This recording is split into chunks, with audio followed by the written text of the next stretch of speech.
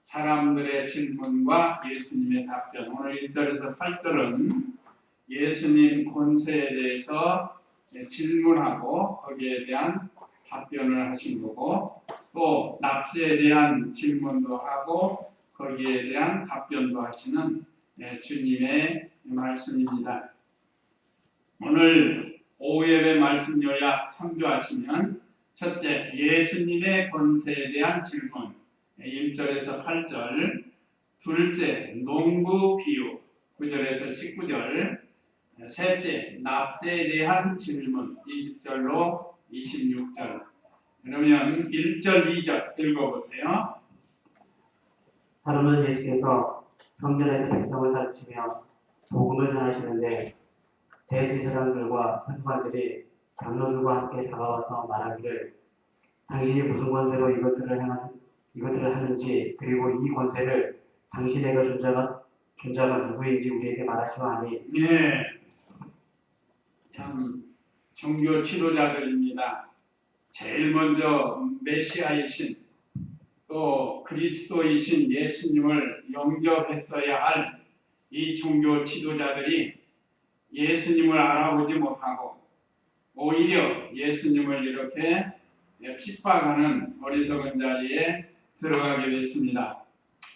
여기 오늘 1절에 하루는 예수님께서 복음 전하러 다니시는데 예루살렘 성전에서 있었던 일입니다.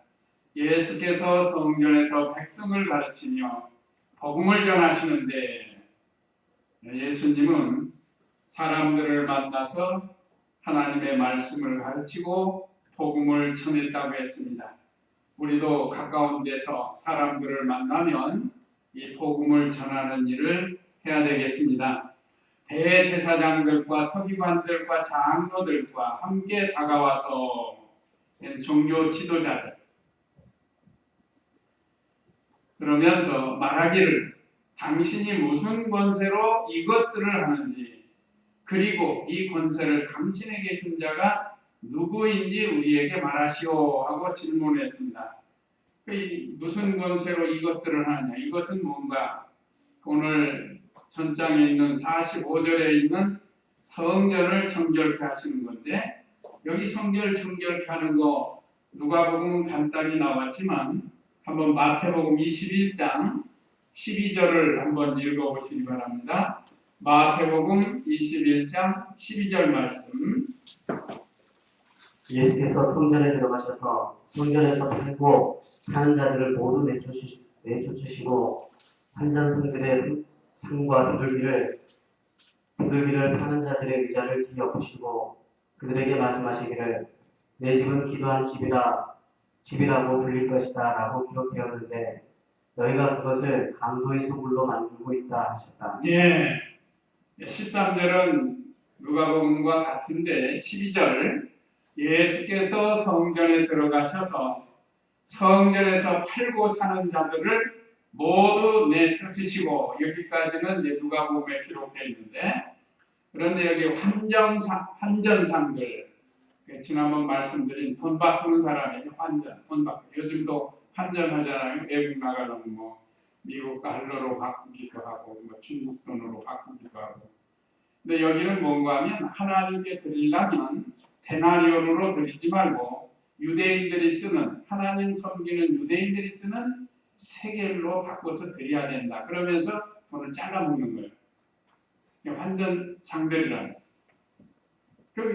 많은 사람들이 예루살렘 와서 하나님께 예물을 드리니까, 또 비둘기 파는 자들, 비둘기도 마찬가지예요. 그러니까 하나님께 드리는 재물이라 자기들이 특별히 구별해서 길렀기 때문에 돈을 많이 내야 된다. 예를 들어서 일반으로 사면 10,000원이라고 하면 15,000원을 내라는 거예요. 그러니까 예수님은 그 이면을 본 거예요. 이것들이 하나님 말씀을 이용해가지고 돈 벌려고 한다. 그래서 예수님이 진노하시고 그 의자를, 상을 뒤엎었다고 그랬습니다. 이거는 하나님 아들로, 하나님으로서 심판하시는 것을 나타내 보여줍니다. 이 일을 했다고 합니다. 그러니까 이 제사장들과 서기관들과 장로들이 백성들에게 행한 그 일을 듣고 예수님께 나와서 지금 따지는 거예요. 무슨 권세로 이렇게 합니까? 이 사람들 통해서 자기들이 어떤 유익을 보는, 어느 시대나 이렇게 장사하는 사람들 뒤에는 이렇게 어떤 유익을 보는 사람들이 있어요. 그래서 예수님한테 찾아와서 왜 무슨 권세로 이런 일을 하고 있습니까? 하고 질문을 했어요. 그러니까 거기에 대해서 예수님께서 오히려 또 그들에게 질문을 하십니다. 세례 요한을 들어서 질문하시는 거예요. 3절 읽어보세요. 예수께서 그들에게 대답하여 말씀하셨다. 나도 너희에게 한마디 물어보겠으니 나에게 대답해 보아라. 요한의 세례가 하늘에서 온 것이냐 아니면 사람들에게서 온 것이냐. 예수님께서 내가 하나님의 권세로 왔다 이렇게 말씀하시지 아니하시고 세례 요한을 들어서 나도 너희에게 물어보겠다. 그러니까 내가 대답하기 전에 너희들에게 물어볼 테니까 너희도 이 물음에 대답해 보라는 거예요. 그 내용이 예수께서 그들에게 대답하여 말씀하셨다. 나도 너희에게 한마디 물어보겠으니 나에게 대답해 보아라. 요한의 세례가 하늘에서 온 것이냐 아니면 사람들에게서 온 것이냐 하고 예수님께서 종교 지도자들에게 질문을 했습니다. 보통 이런 권세는 그 당시 산헤드린 공회원이 주어야 되고 또 이 산헤드린 공회는 종교 최고의 의결 기관이라 그런 데서 이런 이 명령을 내려야 이런 일을 할 수 있는데 이 사람들은 그런 것도 없는데 왜 예수님이 이런 일을 하는가 하고 이제 질문을 한 겁니다. 자기들이 권세를 준 적이 없다. 그래서 예수님이 요한에 들어가지고 그들에게 말씀을 했어요. 세례 요한에게 준 권세. 세례 요한이 와가지고 세례를 베풀었잖아요. 그러면 이것은 하늘에서 온 것이냐 사람에게서 온 것이냐 하고 물은 거예요. 참 난감한 질문을 한 겁니다. 그러니까 그들이 이제 어떻게 했는가 5절 읽어보세요. 그들이 서로 의논하며 말하였다. 만일 우리가 하늘에서다라고 말하면 이 사람이 왜 그를 믿지 않았느냐라고 말할 것이고 만일 우리가 사람들에게서다라고 말하면 백성이 모두 요한을 선지자로 인정하고 있기 때문에 우리를 돌로 칠 것이다. 이 사람들이 서로 이제 의논하고 예수님이 질문한 것에 대해서 세례 요한이 세례를 베푸는 것이 하나님께로부터 온 것이냐 사람에게서 온 것이냐 하고 질문을 한 거예요. 이제 자기들끼리 의논했다.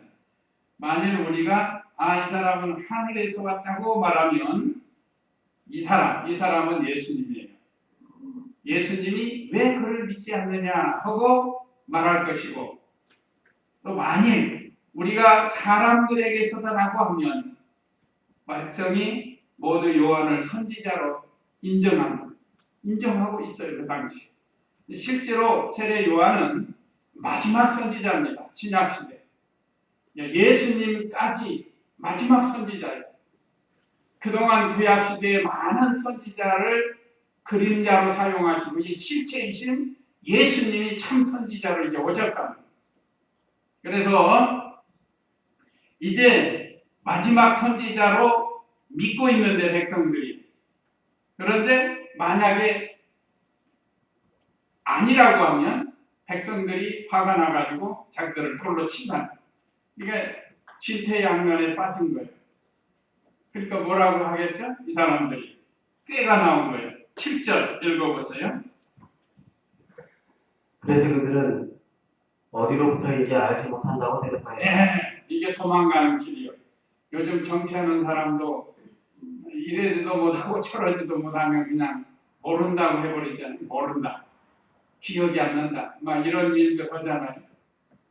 이게 다 알고 있어요. 그러니까 여기서 이 사람들이 양심을 써서 정확히 세례 요한은 하나님께로부터 왔다. 하나님이 보낸 선지자다 이렇게 하고 양심껏 대답을 했어야 되는데 그러지 못했다는 거예요. 그래서 모른다고 대답한 거예요. 이게 양심 쓰지 않은 거죠. 그러니까 이 사람들은 참 종교인이라고 할 수가 없습니다. 하나님도 버리고 신앙 양심도 버리고 자기 유익을 따라가는 그런 종교인들입니다. 참으로 하나님을 섬기는 사람은 옳다 아니라 해야 한다고 했습니다. 이게 얼마나 비겁해요. 모른다고 했다는 거예요. 자, 그런데 거기에 대한 답변 예수님 8절 읽어보세요.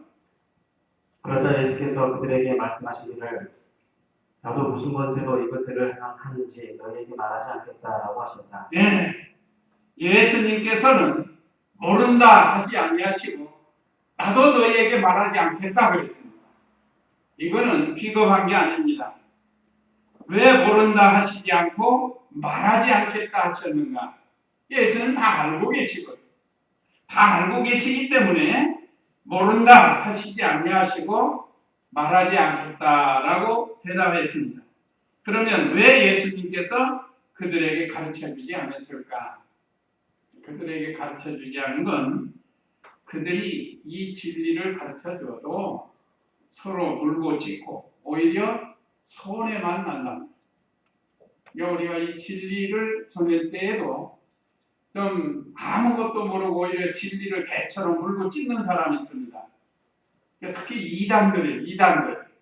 이단들 요즘 우리 식으로 하면 전도하러 오잖아요. 전도하러.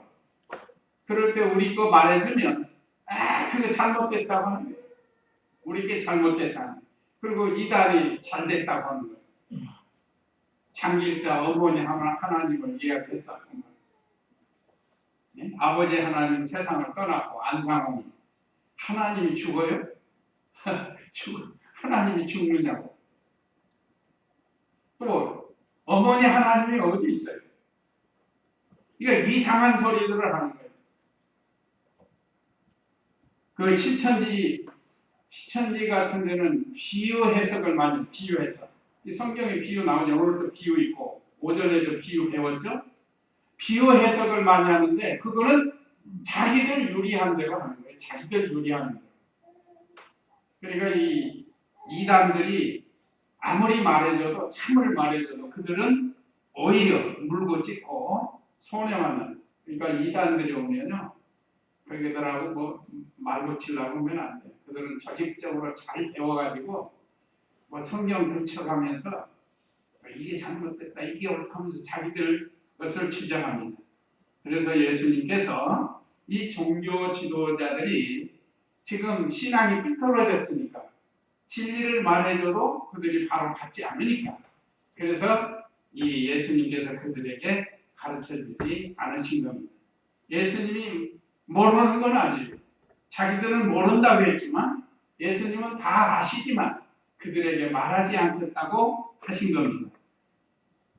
자, 우리는 하나님의 말씀을 바로 배워서 바른 신앙을 가지고 믿음 생활을 해야 되겠습니다.